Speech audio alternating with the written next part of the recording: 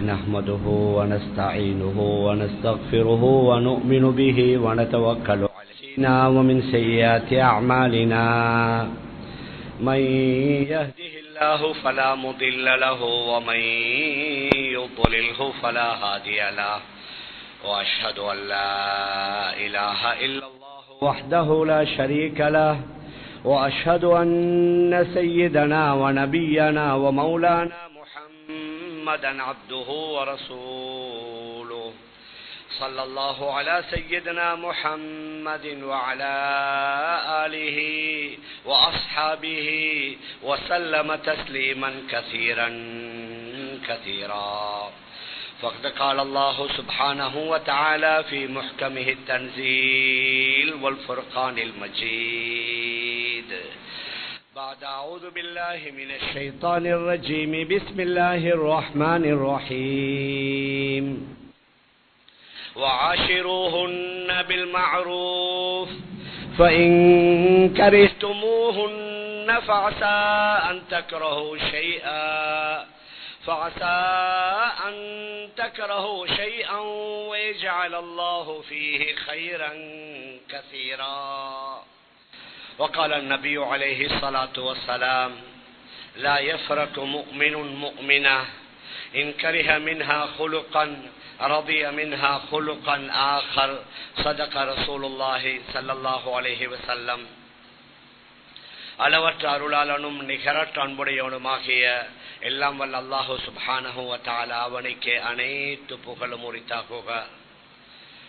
அல்லாஹுவினால் படைத்த உலகத்திற்கு அனுப்பி வைக்கப்பட்ட மனித இனத்திற்கு சீரான நேரான நல்வழியை காட்டுவதற்காக அல்லாஹுவினால் அனுப்பி வைக்கப்பட்ட நபிமார்கள், ரசூல்மார்கள், தீர்க்கதரிசிகள் அனைவர்களுக்கும் தலைவராக முத்திரையாக இறுதியாக இவ்வுலகத்திற்கு வருகை தந்து இவ்வுலகத்தில் தான் வாழ்ந்து கொண்டிருந்த காலங்களில் தனக்கு ஏற்படவிருந்த எண்ணற்ற இன்பங்களை, சந்தோஷங்களை, மகிழ்ச்சிகளை பொருட்படுத்தாது ஒவ்வொரு நிமிடமும் வினாடியும் தனது சமூகத்திற்காக, சமுதாயத்திற்காக உழைத்து பாடுபட்ட எனது உயிருமினிய ரசூலுல்லாஹி ஸல்லல்லாஹு அலைஹி வஸல்லம் அவர்கள் மீதும் அவர்களை தொடர்ந்து பின்பற்றி வாழ்ந்த அத்துணை நல்லடியார்கள் மீதும் அல்லாஹுவின் சாந்தியும் சமாதானமும் என்றென்றும் உண்டாவதாக. அல்ஹம்துலில்லாஹ்.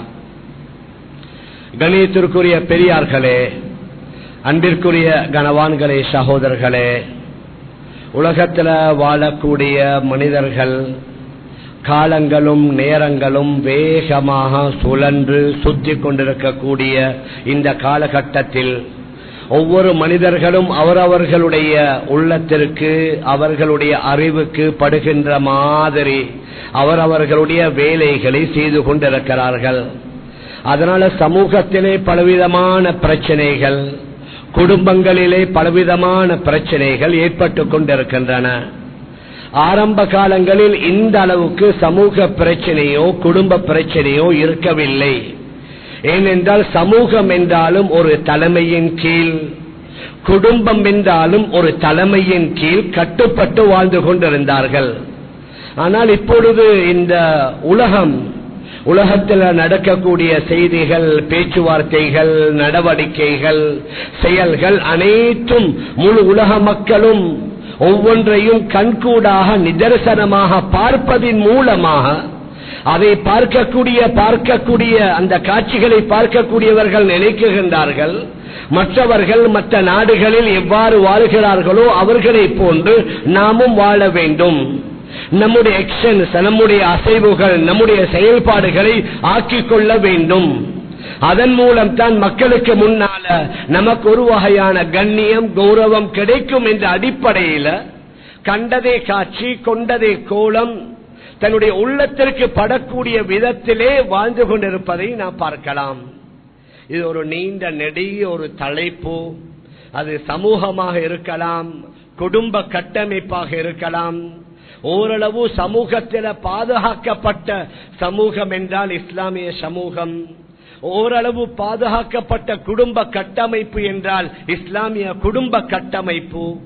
ஆனால் இது காலம் போக போக போக இந்த குடும்ப கட்டமைப்பில் பெரிய மாற்றங்கள் வந்து அல்லாஹ்வை ஏற்காத, இஸ்லாத்தை ஏற்றுக்கொள்ளாத, அல்லது அல்லாஹ்வுடைய சில விரோதிகள் அல்லது வேறு பல மதங்களை பின்பற்றக்கூடியவர்கள் உலகம் போற போக்கிலே அவர்கள் போவதை போன்று நம்முடைய சில இஸ்லாமிய ஆண்களும் பெண்களும் அதே அமைப்பில் தன்னுடைய வாழ்க்கையை வாழ ஆரம்பித்து விட்டார்கள்.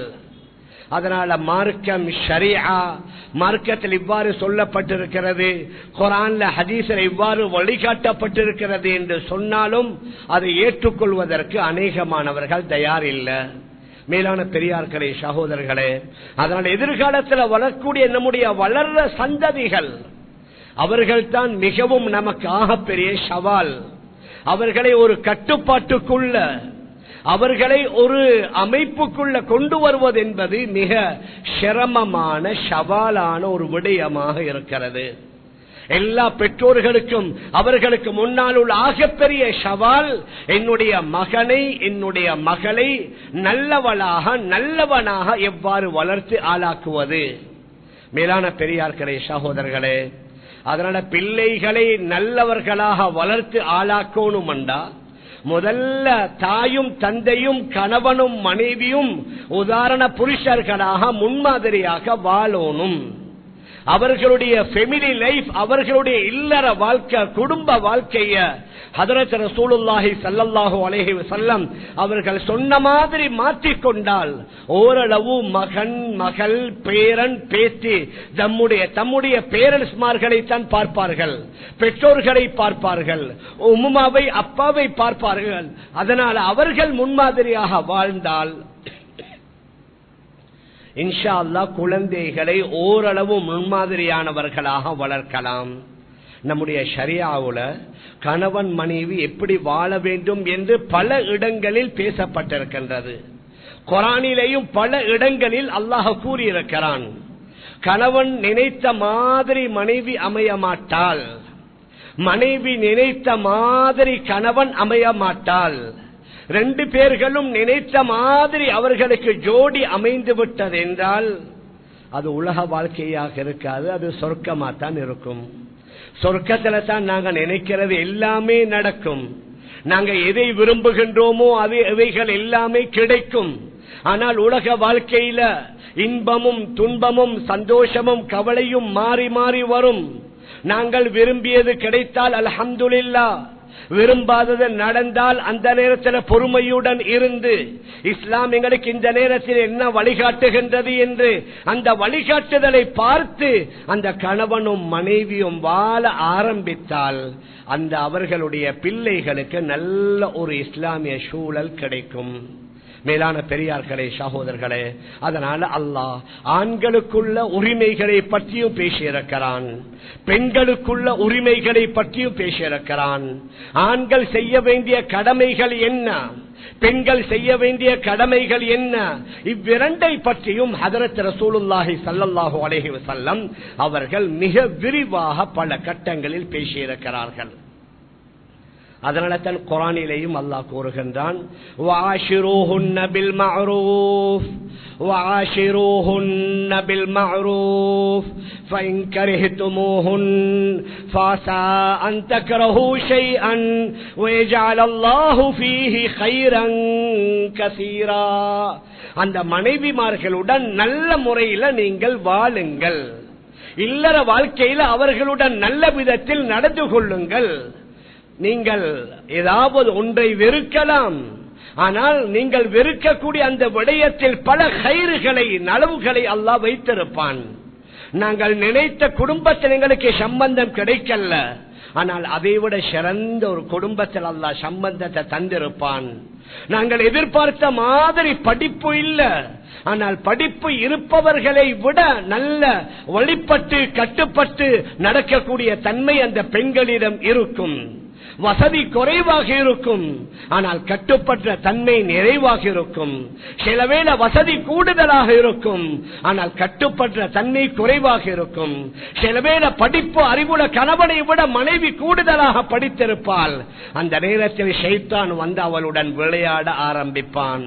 உங்களை விட எனக்கு என்ன குறைவு, நான் தான் படித்திருக்கிறேன், எனக்கு தேவாண்டா சம்பாதிக்கலாம், எனக்கு தேவாண்டா நான் தனியா நின்று என்னுடைய பிள்ளை குட்டிகளை வளர்க்கலாம் என்ற எண்ணங்களை எல்லாம் ஷைத்தான் போடுவான். மேலான பெரியார்களே, சகோதரர்களே, அதனால நாம் எல்லோரும் நினைத்த மாதிரி நம்முடைய மனைவிமார்கள் அல்லது மனைவிமார்களுக்கு கணவன்மார்கள் அமைய மாட்டார்கள். ஆனால் அல்லாஹ் அவனுடைய விதியில தக்தீரில யாருக்கு யாரை ஜோடியாக நிர்ணயித்தானோ அதை பொருந்திக் கொள்வது தான் முஃமினுக்குள்ள ஒரு அழகான பண்பு. நபியுடைய மிக தெளிவான ஹதீஸ், வர்த பிமா கஸமல்லாஹு லக், அல்லாஹ் உங்களுக்கு எதை பங்கு வைத்தானோ அதை பொருந்திக் கொள்ளுங்கள். அல்லாஹ் உங்களுக்கு எதை நிர்ணயித்தானோ அதை நீங்க ஏற்றுக்கொள்ளுங்கள் என்று நபி ஸல்லல்லாஹு அலைஹி வஸல்லம் ஹதீஸ்ல கூறியிருக்கிறார்கள். அதனால ஆண்களுக்கும் சில கடமைகள் உரிமைகள், பெண்களுக்கும் சில கடமைகள் உரிமைகள், இரண்டு பேர்களுமே தன்னுடைய கடமைகளையும் உரிமைகளையும் அடிக்கடி ஞாபகப்படுத்தணும். ஆனால் இன்றைக்கு இல்லற வாழ்க்கையில பிரச்சனை வருவதற்குரிய மிக முக்கியமான காரணம் என்ன? நாங்க பார்க்கிறது எங்களுக்கு செய்ய வேண்டியது அவங்க செய்யல, எங்களை மதிக்கல்ல, நம்முடைய பேச்சுக்களை கேட்கல, நான் சொன்ன வேலையை செய்யாம வேறு வேலையை செய்திருக்கிறார்கள், நான் போட்டிக்கிற கோட்டை தாண்டி விட்டார்கள், என்னுடைய பேச்ச சரியா கேட்கிறாங்கல்ல, நினைச்ச மாதிரி வாழ்கிறார்கள். மேலான பெரியார்களே, சகோதரர்களே, அதே மாதிரி பெண்களையும் நாங்கள் எடுத்துக் கொள்ளலாம். அவர்களுக்கும் சில விருப்பங்கள், அவர்களுக்கும் சில சின்ன சின்ன ஆசைகள் இருக்கும். உடல் ரீதியான தேவை மாத்திரமல்ல, உடை ரீதியான நகை ரீதியான தேவை மாத்திரமல்ல, இவைகள் அனைத்தை விடவும் அந்த பெண்கள் கல்பால உள்ளத்தால அவர்கள் திருப்தி அடைந்து விட்டார்களா, உள்ளத்தால் அவர்களை நாம் சந்தோஷமாக ஆக்கிவிட்டோமா? மேலான பெரியார்களே, சகோதரர்களே, அதுதான் ஆக முக்கியம். நாமும் சில விட்டுக் கொடுப்புகளை செய்ய வேண்டும், அவர்களும் சில விட்டுக் கொடுப்புகளை செய்ய வேண்டும். அவர்களுக்கு நாம் செய்ய வேண்டிய கடமைகளை போன்று அவர்களுக்கு சில உரிமைகளும் இருக்குகின்றன. குர்ஆன்ல அல்லாஹ் மிக தெளிவாக கூறுகின்றான், வலஹுன்ன மிஸ்லுல்லதி அலைஹின்ன பில் மஅரூஃப். அந்த பெண்மணிகளுக்கு சில கடமைகள் இருப்பதை போன்று அவர்களுக்கு சில உரிமைகளும் இருக்குகின்றன. அவர்கள் செய்ய வேண்டிய கடமைகளை மாத்திரம் நாம் பார்க்காமல் நாம் அவர்களுக்கு செய்ய வேண்டியவைகளை செய்து விட்டோமா? உள்ளத்தால் அவர்களை திருப்தி அடைய விட்டோமா? உள்ளத்தால உண்மையிலேயே அவர்கள் நம்மின் மூலமாக திருப்தி அடைந்து விட்டார்களா? மேலான பெரியார்களே, சகோதரர்களே, ஹதரத் ரசூலுல்லாஹி ஸல்லல்லாஹு அலைஹி வஸல்லம் இது போன்ற பல விடயங்களை சஹாபாக்களுக்கு அடிக்கடி ஞாபகப்படுத்தி சொல்வார்கள். லா யஃப்ரகு முஃமினுன் முஃமினா, ஒரு முஃமினான ஆண் ஒரு முஃமினான பெண்ணை குறை சொல்லி ஒட்டுமொத்தமாக ஒதுக்கி தள்ளிவிட வேண்டாம். இவ எனக்கு சரியே வராது, இத்தனை வருஷமா நான் பார்த்தேன், நான் சொல்கின்ற பேச்ச கேட்கிறாள் இல்ல, நான் ஆரம்பத்திலேயே சொன்னேன் எங்களுக்கு இந்த வாழ்க்கை சரி வராது, எப்பயோ நான் சொல்லிவிட்டேன் எங்களுக்கு இது ஃபிட் ஆகாது என்று சொல்லி ஒட்டுமொத்தமா குறைகளை சொல்லி ஒதுக்கி விடாதீங்க.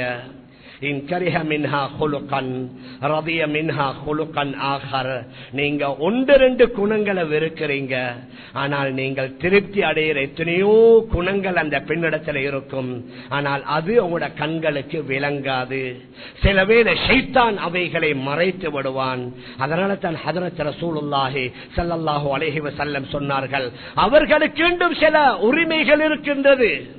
எங்கட பேச்சு அவர்கள் கேட்கிற மாதிரி நாங்களும் அவர்களுடைய பேச்சை கேட்கணும். அவர்கள் பேசுவதை கேட்பதற்கு டைம் ஒதுக்கணும்.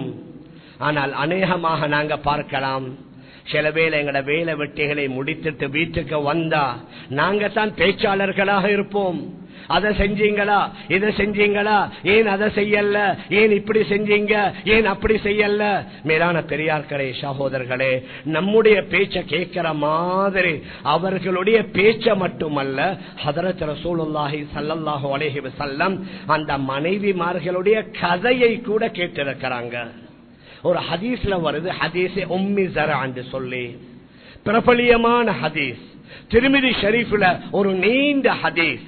நபியுடைய காலத்துல 11 மனைவிமார்கள் ஒன்று சேர்ந்து, அவர்கள் மாத்திரம், அந்த சபையில ஆண்கள் யாரும் இல்ல, அவர்கள் தங்களுக்குள்ள ஒரு முடிவு எடுக்கிறாங்க, எங்கட கணவன்மார்களை பற்றி உள்ளால் உள்ளபடி நல்லதோ கெட்டதோ சரியோ பிழையோ நாங்க எல்லாரும் எங்கட மாப்பிளமார்களை பற்றி எங்கட கணவன்மார்களை பற்றி இந்த சபையில பேசணும் என்று ஒவ்வொரு பெண்ணா பேசிக்கொண்டு வருகிறாள். என்னுடைய கணவன் வீட்டுக்குள்ள வந்தா இப்படி, வெளியில போனா இப்படி, வீட்டுக்குள்ள வந்தா அவர் சிங்கம், வெளியில போனா பூனை, இந்த மாதிரி நீளமான ஒரு ஹதீஸ்.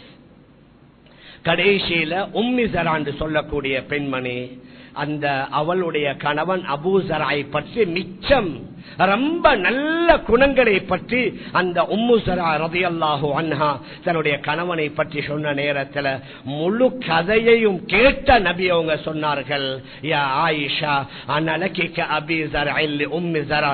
ஆயிஷாவுடைய கதையை கேட்கிறாங்க. நபி அவர்களுக்கு எவ்வளவு வேலை, எவ்வளவு பிஸி, எக்கச்சக்கமான பணிகள், பொறுப்புகள். ஆனால் இவைகளுக்கு மத்தியில் வீட்டுக்குள்ள வந்தால் மனைவியுடன் இரண்டரை கலந்து விடுவார்கள். மனைவியுடைய வேலையில் பங்கெடுப்பார்கள். ரொட்டி சுட மாவை குடைத்து கொடுப்பார்கள். வீட்டுடைய கூரையில் ஏறி ஓட்டையை அடைப்பார்கள். செருப்பு பீந்து விட்டா தன்னுடைய கையால தைப்பார்கள். ஒட்டகங்கள்ல போய் பாலை கறப்பார்கள். ஆயிஷா ரலியல்லாஹு அன்ஹா சொன்னாங்க, யா ஆயிஷா, அந்த உம்மு ஸராக்கு அபூ ஸரா எப்படி நல்ல கணவராக இருந்தாரோ அதே மாதிரி உங்களுக்கு நான் நல்ல கணவராக இருப்பேன். மேலான பெரியார்களே, அன்பிற்குரிய கணவான்களே, சகோதரர்களே, அதனால அவர்களுடைய பேச்சை கேட்க கொஞ்சம் சந்தர்ப்பம் கொடுக்கணும். நாங்க வெளியில போறது, வெளியில சுற்றுறது, வெளியில திரியிறது, ஏதாவது கொஞ்சம் மனசாபம் அண்டா கூட்டாளிமார் ஊடு இருக்குது, எங்களுக்கு நிறைய ரெஸ்டாரண்ட்டுகள் இருக்குது, நாங்க போய் சாப்பிடுவோம், நாங்க தேநீர் அருந்துவோம். ஆனா அந்த பெண்மணிகள் என்ன எது நடந்தாலும் அவர்களுக்குள்ளது அவங்களோட வீடு, அவர்களுக்குள்ளது அவர்களுடைய அறை.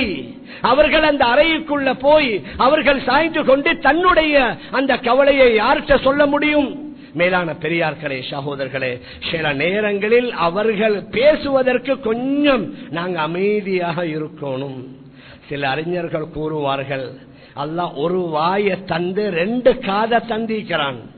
அப்படின்னா வாயால கொஞ்சம் பேசுங்க, காதால மிச்சம் கூடுதலா கேளுங்க. ஆனா நாங்க கேட்கறது குறைவு, பேசுறது கூட. எங்கட வீடுகள் உள்ள மனைவிமார்கள்ட்ட நாங்க கொஞ்சமா பேசி அதிகமாக அவங்க பேசுறத காதால கேட்டோம்டா பாதி பிரச்சனைகள் குறைந்து விடும். நல்ல வேலைகளை செய்யும் பொழுது பாராட்டணும், அவர்களை வாழ்த்தோணும். மாஷா அல்லாஹ், ஒரு பிள்ளை ஸ்கூல்லையோ மதரசாலையோ பரிசு எடுக்கிறாங்க, ஏதாவது ஒன்றுல அவர் முதலிடம் வந்திருக்கிறாரு, மனைவிட்ட சொல்லணும், எல்லாமே நீங்க தான், நான் ஒன்றும் செய்யல, நான் பணத்தை செலவழிச்சேன், நான் புக்ஸ வாங்கி தந்தேன், நான் வாகனங்கள் ஏற்பாடு செய்தேன், ஆனா பிள்ளையோடு இருந்தது நீங்க தான், அதனால் இந்த எல்லாத்துக்கும் நீங்க தான் காரணம். உங்களைத்தான் வாழ்த்தோணும், உங்களைத்தான் பாராட்டணும். மாஷா அல்லாஹ், நல்ல பிள்ளைய வளர்த்திருக்கிறீங்க, நல்ல படிச்சு கொடுத்திருக்கிறீங்க, நல்ல ஓதி கொடுத்திருக்கிறீங்க, வீட்டை நல்ல முறையில வச்சிருக்கிறீங்க. மேலான பெரியார்களே, சகோதரர்களே, ஆனா சில வேளை ஷைத்தான் இதை செய்ய அல்லது சொல்ல விடுறல்ல.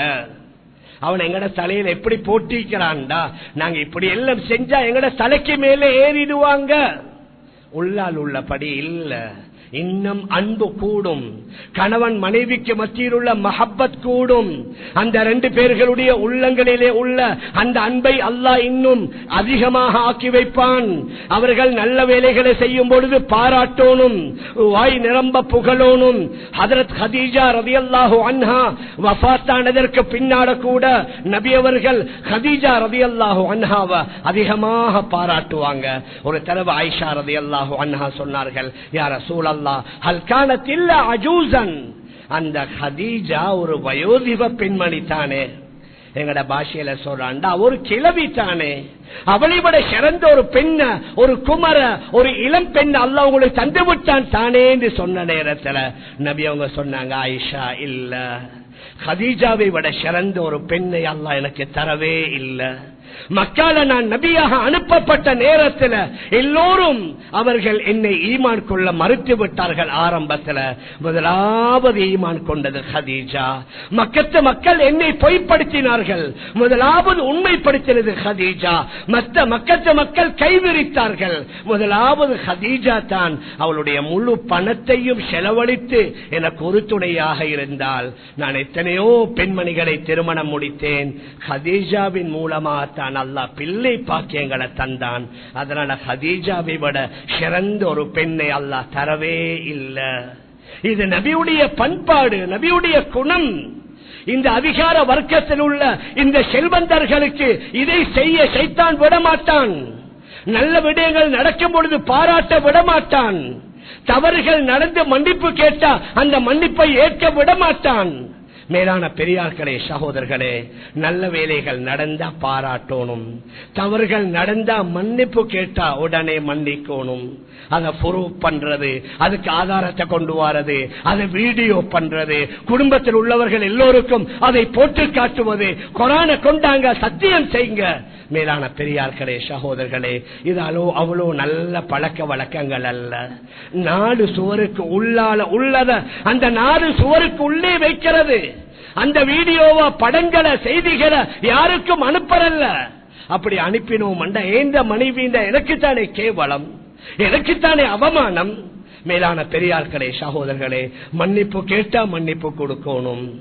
அடுத்தது, எங்களாலையும் தவறு நடக்கலாம்.